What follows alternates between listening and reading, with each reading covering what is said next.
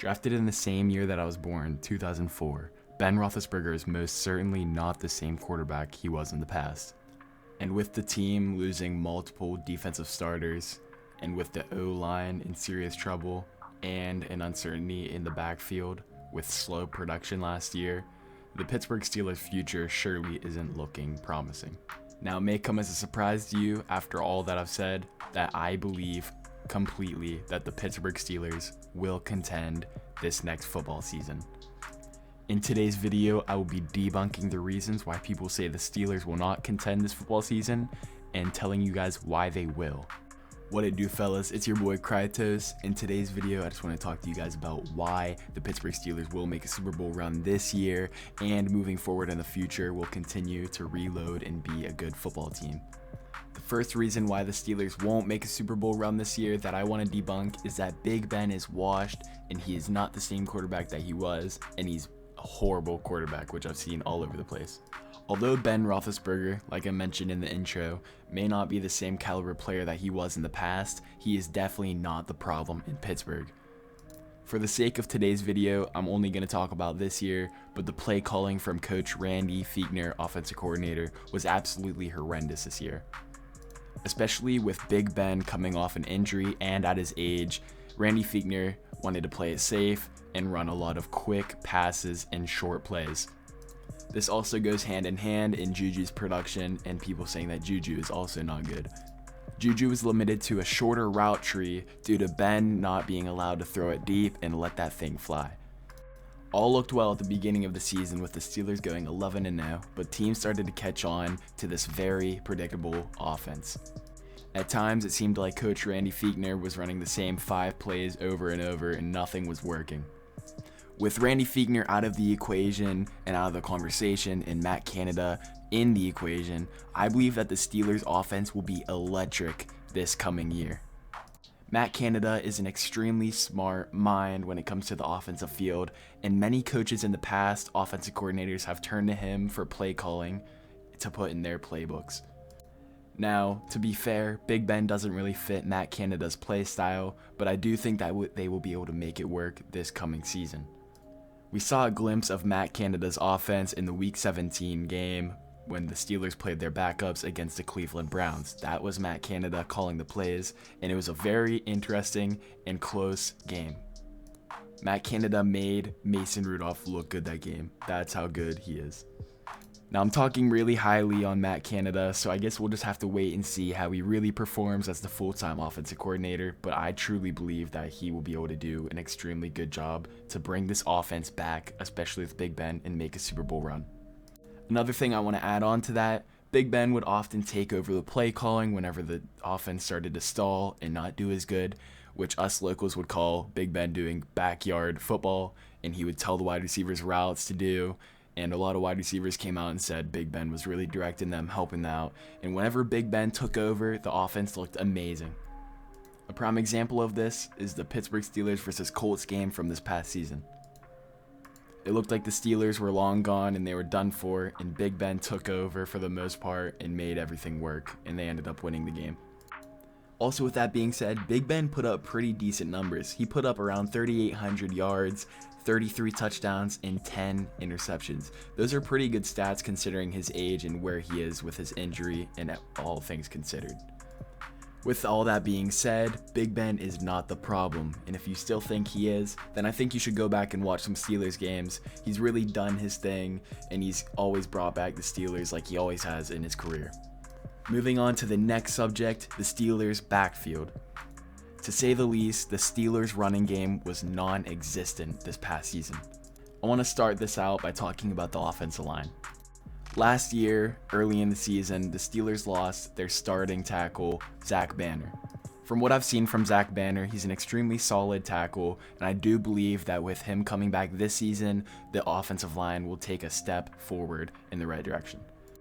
With Zach Banner on one side, who we just re-signed this offseason, and possibly Chuks Okorafor on the other side, the offensive tackles aren't looking too shabby now. Hopefully the Steelers do address the other offensive tackles so that Chuks is not starting, but if he is, it's not extremely unideal. Now for the offensive guards. Matt Filer's production was subpar to say the least. But now with him signing with the Los Angeles Chargers, that brings up Kevin Dodson to the starting roster. We saw glimpses of Kevin Dodson last season, and he is spectacular. Extremely solid guy. He has so much potential. And with David DeCastro on the other side, our offensive guards are going to be gnarly this season. So with a better offensive line, now we move on to the running backs. Last year, led by James Conner, the rushing attack started out fine at the beginning of the season, but teams started to catch on to our less than ideal offensive line and play calling, and it started to die down. With James Conner extremely unlikely to come back, the current backfield for the Pittsburgh Steelers is led by Benny Snell, Anthony McFarland, Kalen Ballage, and Jalen Samuels, which is extremely unideal. But I think it's pretty obvious as of right now that the Steelers will address the running back position in the draft. Whether they decide to go with Najee Harris, Travis Etienne, or any running back in the first round, or they decide to wait, maybe draft a linebacker or offensive tackle in the first round, it doesn't matter. We will be getting a solid running back to pair with the new offensive line. With all that being said, let's say we draft Najee Harris, our running back and running attack extremely improves from last year. Going along with that, giving Big Ben a rushing attack so he doesn't have to throw many passes in a game as he did last year. This team is going to be dangerous, and the offense is going to be as electric as we've seen in years. With the Steelers re-signing Juju, the wide receiver core will be back. Extremely young, all great guys. They can only go up from here. Deontay Johnson, a young stud who can definitely make the stride next year. Same with Chase Claypool. Both of them can make a stride and become superstar level wide receivers, I believe, in my opinion. And with Matt Canada in the equation, I do believe Juju will be able to go deeper, do different routes, and actually be a bigger part in the offense. I say bigger, but he was already the core of our receiving core, and if you don't think so, then you don't know football. Now moving on to the defensive side of the ball. The Steelers have lost multiple defensive starters, but hear me out, I do believe the defense will be around the same as last year. It seems like a hot take, but especially with Tyson Alualu actually coming back to the team, I do think it is possible. With the loss of Mike Hilton and Steven Nelson being cut, the cornerbacks may not seem like they're ideal as of right now. But hear me out, I do believe in Cam Sutton to be a cornerback number 2, and I also believe in James Pierre to play that cornerback number 3 and nickel corner role. James Pierre was an undrafted free agent last year, but the Steelers front office seemed to be extremely high on him, and I do believe from seeing a few highlights and watching Arthur Moats, who I will link down below, go over some of his film, I do think that he will be able to play extremely well next season. Losing Mike Hilton is an extremely hard loss for the Steelers. He had such a high intensity way of play and such a high motor. He was always in every single play. That's a hard loss, but I do think that we will be perfectly fine without him. Another obvious key loss was Bud Dupree coming off the edge, but I have complete faith in Alex Highsmith to slowly take over his role. What I saw from Alex Highsmith last year gives me a lot of hope for him and his development, and I do believe that he will slowly take over Bud Dupree's spot over time. But I'll always miss that Bud Dupree and TJ Watt rushing attack. It's nothing that you can really fully replace. But what some people seem to forget, Bud Dupree took years to develop and become the star that he was. So I do think that Bud Dupree will be able to be replaced by Alex Highsmith in the coming years, maybe even this year, seeing how he's progressed already. With a healthy Devin Bush coming back, he could be a top linebacker in the league.